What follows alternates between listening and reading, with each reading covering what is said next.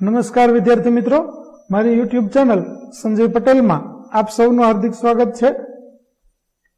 મિત્રો, આજના વિડીયોની અંદર આપણે વિજ્ઞાન ધોરણ 8 નો પાઠ 16મો જેનું નામ છે પ્રકાશ, આ પાઠના સ્વ અધ્યયન પોથીના પ્રશ્નો અને તેના જવાબો વિશે શીખવાના છીએ। વિદ્યાર્થી મિત્રો, જો તમે મારી ચેનલમાં નવા હોય તો મારી ચેનલને જરૂરથી સબસ્ક્રાઇબ કરો, વિડીયો સારો લાગે તો લાઈક કરો, શેર કરો અને બેલ નોટિફિકેશન ઓન કરો, જેથી મારા આગળના તમામ પાઠના વિડીયો પણ તમને સરળતાથી મળતા રહે। તો ચાલો વિદ્યાર્થી મિત્રો શરૂ કરીએ ધોરણ 8 પાઠ 16મો પ્રકાશ। પ્રશ્ન 1, યોગ્ય વિકલ્પ પસંદ કરો, જેમાં પહેલો પ્રશ્ન છે આંખમાં પ્રવેશતા પ્રકાશના જથ્થાનું નિયમન કઈ રચના કરે છે? તો તેને કહેવાય છે કીકી। બીજું, પરાવર્તિત પ્રકાશને ફરીથી પરાવર્તિત થવાની ઘટનાને શું કહે છે? તો તેને ગુણક પરાવર્તન કહેવાય છે। ત્યાર પછી ત્રીજો પ્રશ્ન છે નીચેનામાંથી કયું વિધાન યોગ્ય નથી? તો જવાબ આવશે પુસ્તકને આંખોની એકદમ નજીક લાવીને કે વધુ દૂર રાખીને વાંચો। ત્યાર પછી ચોથું છે આપેલી આકૃતિમાં કોણ પોતાનું પ્રતિબિંબ સમતલ અરીસામાં સ્પષ્ટ જોઈ શકશે? તો જુઓ, અહીં સમતલ અરીસો આપેલું છે અને અહીં પંથ, પૃથા, નૂતન અને જીયાન આપેલા છે। તો પૃથા છે તે પોતાનું પ્રતિબિંબ સ્પષ્ટ જોઈ શકશે। ત્યાર પછી પાંચમો પ્રશ્ન, પ્રશ્ન 4 ની આકૃતિના આધારે જવાબ આપો। પંથને સમતલ અરીસામાં કોનું પ્રતિબિંબ દેખાશે?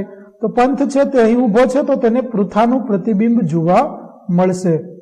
ત્યાર પછી છઠ્ઠો પ્રશ્ન, મોટા શહેરોની તુલનામાં ગામડાઓમાં ઘણા વધુ સ્પષ્ટ તારાઓ જોઈ શકાય છે, કારણ કે શહેરોની લાઇટોનું તેજ ઘણા તારાઓને જોવા મુશ્કેલ બનાવે છે એટલા માટે।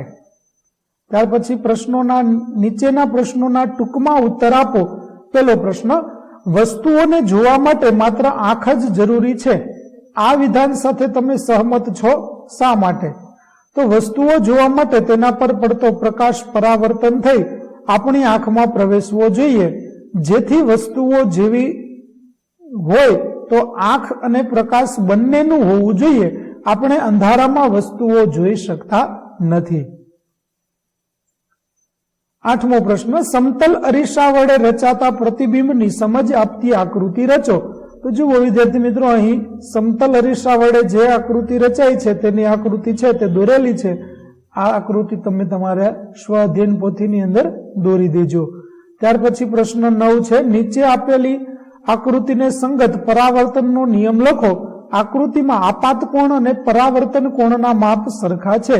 તો જુઓ, અહીં પરાવર્તિત કિરણ, પરાવર્તન કોણ R, આપાત કોણ I, આપાત બિંદુએ દોરેલો લંબ અને આપાત કિરણ। તો આ ઉપરથી આપણે નિયમ બનાવીએ તો આપાત કોણ અને પરાવર્તન કોણ હંમેશા સમાન મૂલ્યના હોય છે। બીજું, આપાત કિરણ આપાત બિંદુએ સપાટીને લંબ અને પરાવર્તિત કિરણ એક જ સમતલમાં હોય છે। ત્યાર પછી પ્રશ્ન 10, સમતલ અરીસાની સામે તમે ઊભા છો, આ વખતે અરીસામાં તમારું પ્રતિબિંબ રચાય છે, તો આ પ્રતિબિંબનો પ્રકાર, સ્થાન અને વિશિષ્ટતા જણાવો। તો પ્રતિબિંબ અરીસાની પાછળ સીધું અને વસ્તુના કદ જેવડું જ હોય। અરીસાથી વસ્તુ અને પ્રતિબિંબ સમાન અંતરે હોય। પ્રતિબિંબ આભાસી હોય છે અને પ્રતિબિંબ ડાબેથી જમણે ઉલટાયેલું હોય છે। 11મો પ્રશ્ન, જો તમારું વિજ્ઞાન વિષયનું પુસ્તક પ્રકાશનું અનિયમિત પરાવર્તન કરતું હોય તો શું થાય? તો આપાત કિરણ સમાંતર હોય પરંતુ પરાવર્તિત કિરણ એકબીજાને સમાંતર મળતા નથી। 12મો પ્રશ્ન, નીચે આપેલ આકૃતિ પ્રકાશના કયા પરાવર્તનની છે? શું આ પ્રકારના પરાવર્તનમાં પરાવર્તનના નિયમોનું પાલન થાય છે? તો આપેલ આકૃતિ અનિયમિત પરાવર્તનની છે અને ના, આ પ્રકારના પરાવર્તનમાં પરાવર્તનના નિયમોનું પાલન થતું નથી। ત્યાર પછી પ્રશ્ન નંબર 13, પરપ્રકાશિત વસ્તુઓ એટલે શું? આકાશમાં જોવા મળતા ચંદ્ર સિવાયના પદાર્થોના નામ આપો। તો જે વસ્તુઓ પોતે પ્રકાશનું ઉત્સર્જન કરતી ન હોય પરંતુ તે વસ્તુ પર પડતા પ્રકાશના પરાવર્તનને કારણે તે દેખાય છે, તે વસ્તુને પરપ્રકાશિત વસ્તુઓ કહેવાય છે। શુક્ર અને મંગળ તેના ઉદાહરણ છે। 14મો પ્રશ્ન, જ્યારે પ્રકાશ વસ્તુની સપાટી પર અથડાઈને આપણી આંખમાં પ્રવેશે છે ત્યારે જે તે વસ્તુને જોઈ શકાય છે. જ્યારે રાત્રિ દરમિયાન ઉડતા વિમાનમાંથી પ્રકાશ અથડાઈને તો આવી શકતો નથી, છતાં વિમાન તમે જોઈ શકો છો. શા માટે? સમજાવો. તો રાત્રિ દરમિયાન ઉડતા વિમાનની સાથે જોડેલ પ્રકાશ ઉદ્ગમ દ્વારા તે પરપ્રકાશિત બને છે અને આથી આપણી આંખમાં જે કિરણો પ્રવેશે છે તેના દ્વારા વિમાન જોઈ શકાય છે. 15મો પ્રશ્ન, બે અરીસાનું સંયોજન કરીને મેળવાતા પ્રતિબિંબોને શું કહે છે? તેમાં ઘણા બધા પ્રતિબિંબો શા માટે મળે છે?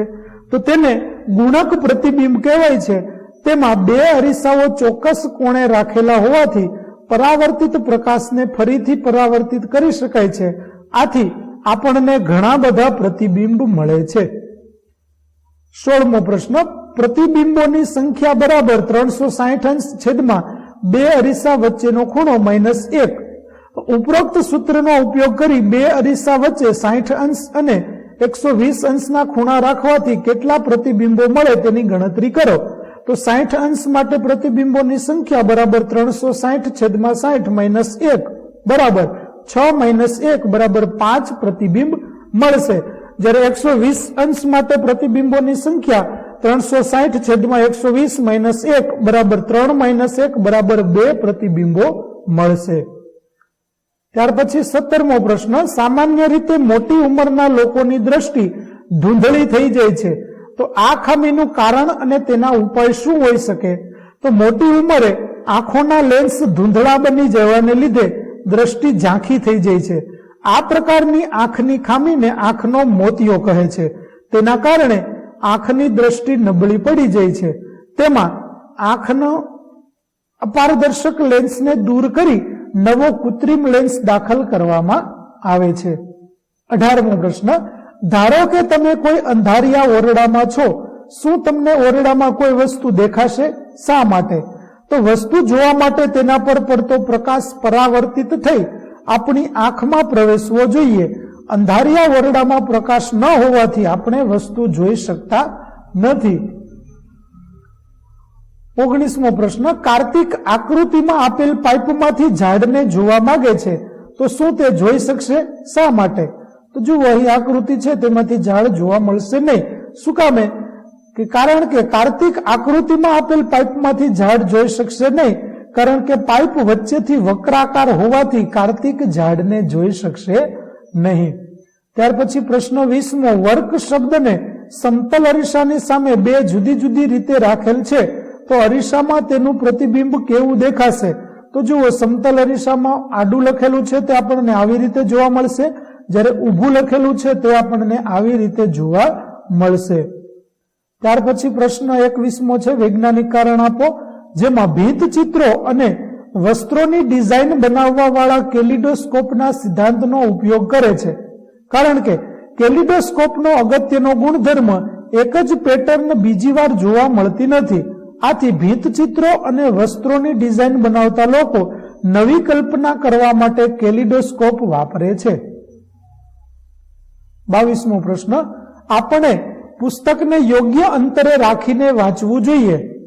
તો આંખોની એકદમ નજીક કે દૂર રાખીને પુસ્તક વાંચવું ન જોઈએ. આંખ અને પુસ્તક વચ્ચે અંતર 25 સેન્ટીમીટર રાખવું. જો યોગ્ય અંતર ન રાખીએ તો આંખની ખામીઓ થવાની શક્યતા રહે છે અને યોગ્ય અક્ષરો દેખાતા નથી. 23મો પ્રશ્ન, ફિલ્મની પટ્ટીમાં સ્થિર ચિત્રો હોવા છતાં પડદા પર ચિત્રો હલનચલન કરતા એટલે કે ચલચિત્ર લાગે છે. કારણ કે દ્રષ્ટિ સાતત્યને લીધે આવું થાય છે. સ્થિર ચિત્રોને આંખ સામેથી પ્રતિ સેકન્ડ 316 કે તેથી વધુ દરે પસાર કરતા તે સતત ગતિ કરવા લાગે છે.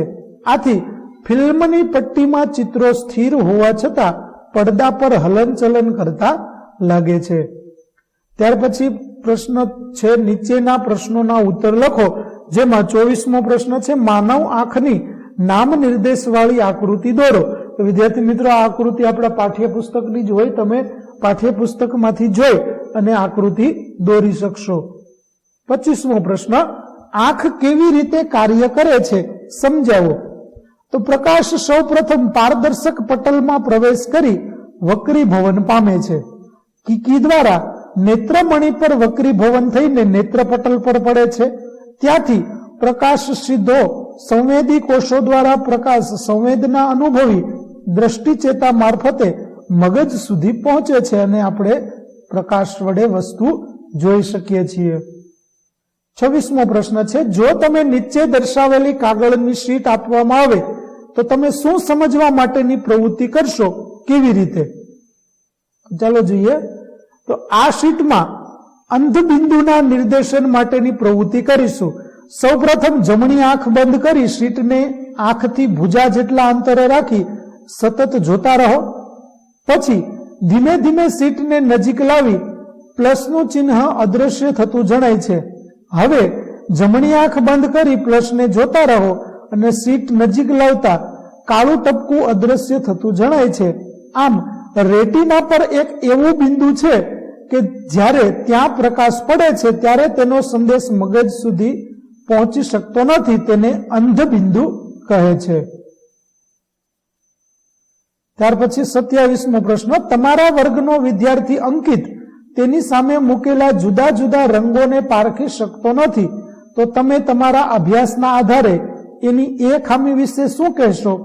તો અંકિત તેની સામે જુદા રંગો પારખી શકતો નથી અથવા તેમની વચ્ચેનો ભેદ પારખી શકતો નથી, તો તેને રંગ અંધત્વની ખામી હોય છે. 28મો પ્રશ્ન, રેટિના પર બનેલા પ્રતિબિંબની છાપ વસ્તુને ખસેડી લીધા પછી તરત જ અદ્રશ્ય થતી નથી. તે લગભગ 1/16 સેકન્ડ સુધી ચાલુ રહે છે. આ વિધાનને અનુરૂપ તમે અનુભવેલું ઉદાહરણ આપો. તો ફિલ્મની પટ્ટીમાં ચિત્રો હોવા છતાં પડદા પર હલનચલન કરતા દેખાય છે. બસ કે ટ્રેનમાં જતા હોય ત્યારે ઝાડ કે અન્ય વસ્તુઓ સ્થિર હોવા છતાં ગતિમાં હોય તેવું દેખાય છે. આ તેના ઉદાહરણો છે. 29મો પ્રશ્ન, આંખમાં કૃત્રિમ લેન્સ દાખલ કરવાની જરૂર શા માટે પડે છે? તો કોઈ વ્યક્તિ નજીકની કે દૂરની વસ્તુ સ્પષ્ટ જોઈ શકતી નથી. ક્યારેક લેન્સ ધૂંધળા થવાના લીધે મોતિયો આવે છે, ત્યારે અપારદર્શક લેન્સ દૂર કરી કૃત્રિમ નવો લેન્સ આંખમાં દાખલ કરવામાં આવે છે. ત્યાર પછી 30મો પ્રશ્ન છે, જોસેફ નામનો છોકરો 3 વર્ષની ઉંમરનો છે. તેની બંને આંખોમાં કોઈ ચેપ લાગે છે. 6 મહિના સારવાર કરવા છતાં તે પોતાની આંખો ગુમાવી દે છે. તેના કુટુંબીજનો જોસેફને અંધાપો આવવાથી ચિંતિત થાય છે. હવે જોસેફ 12 વર્ષનો થઈ ગયો છે. તેને આંખની દ્રષ્ટિ ન હોવા છતાં અન્ય વિદ્યાર્થીઓની જેમ સરળતાથી વાંચી શકે છે. તો આ બાળક આંખો ન હોવા છતાં કયા અંગથી વાંચી શકતો હશે અને જોસેફ તેનું વાંચન કાર્ય કેવી રીતે શીખ્યો હશે? તો ચાલો તેનો જવાબ જોઈએ. જોસેફ અંધ હોવા છતાં બ્રેઇલ લિપિની મદદથી સરળતાથી વાંચી શકે છે. બ્રેઇલ લિપિમાં 6 ટપકાનો ઉપયોગ કરીને 63 ટપકાઓની તરાહો દ્વારા ચિહ્નો તૈયાર થાય છે, જે લુઈસ બ્રેઇલ દ્વારા 1821માં પ્રકાશિત કરી હતી. આની મદદથી જોસેફ વાંચતા શીખ્યો હશે. ત્યાર પછી પ્રશ્નનો વિસ્તૃત ઉત્તર આપો, જેમાં 31મો પ્રશ્ન, આપણી આંખની સલામતી માટે આપણે શું કરવું જોઈએ? તો આંખની સલામતી માટે બહુ ઓછા કે વધારે પ્રકાશમાં વાંચવું નહીં. બીજું, આંખો સ્વચ્છ પાણીથી ધોવી જોઈએ. ત્રીજું, સૂર્ય કે અન્ય શક્તિશાળી પ્રકાશ તરફ સીધું ન જોવું. ચોથું, આંખોને ચોળવી નહીં. પાંચમું, યોગ્ય દ્રષ્ટિ માટે હંમેશા સામાન્ય અંતર રાખીને વાંચવું. 32મો પ્રશ્ન, વિટામિન એ ની ખામીથી આંખમાં રતાંધળાપણું સર્જાય છે. આ ખામી ન સર્જાય તે માટે આપણે શું કરવું જોઈએ? તો વિટામિન એ યુક્ત ખોરાકના ઘટકોની ઉણપથી આંખના રોગો સામે જવાબદાર છે. યોગ્ય પ્રમાણમાં વિટામિન એ યુક્ત ખોરાક આહારમાં લેવાથી આંખના રોગો તથા રતાંધળાપણાથી બચી શકાય છે. ગાજર, કોથમરી, માખણ, પપૈયા, કેરી વગેરેનો ખોરાકમાં સમાવેશ કરવો જોઈએ. ત્યાર પછી 33મો પ્રશ્ન, આપાત કિરણ, પરાવર્તિત કિરણ અને આપાત બિંદુએ સપાટીને દોરેલ લંબ એક જ સમતલમાં હોય છે. આ નિયમ સમજાવતી પ્રવૃત્તિનું વર્ણન કરો. તો ચાલો આપણે વર્ણન જોઈએ. એક સફેદ કાર્ડ પેપર ટેબલ પર એવી રીતે ગોઠવો કે જેથી થોડોક ભાગ ટેબલની ધાર બહાર રહે. કાંસકાના મધ્ય ભાગ સિવાયના દાંતા કાળી પટ્ટીથી બંધ કરો. કાંસકાની એક બાજુથી ટોર્ચ દ્વારા પ્રકાશ ફેંકી બંનેને એવી રીતે ગોઠવો કે જેથી બીજી બાજુ પરાવર્તિત કિરણો જોઈ શકાય. જો પેપરનો બહારનો ભાગ વાળીએ તો પરાવર્તિત કિરણ દેખાશે નહીં. ત્યાર પછી 34મો પ્રશ્ન, મેઘધનુષ્ય પ્રકાશનું વિભાજન દર્શાવતી કુદરતી ઘટના છે. તમે તમારા વર્ગખંડમાં મેઘધનુષ્યના રંગો જોવો જેવો વર્ણપટ્ટો મેળવી શકશો.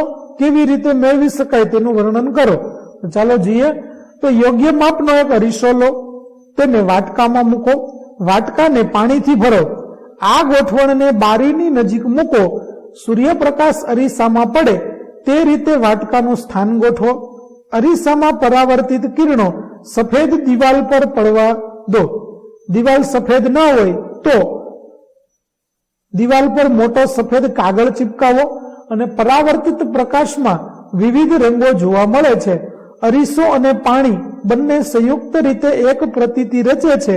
આ પ્રતિબિંબ સૂર્યપ્રકાશને તેના 7 રંગોમાં વિભાજિત કરે છે. ત્યાર પછી 35મો પ્રશ્ન, નીચે આપેલ આપાત કોણ અને પરાવર્તન કોણનું માપન કરો.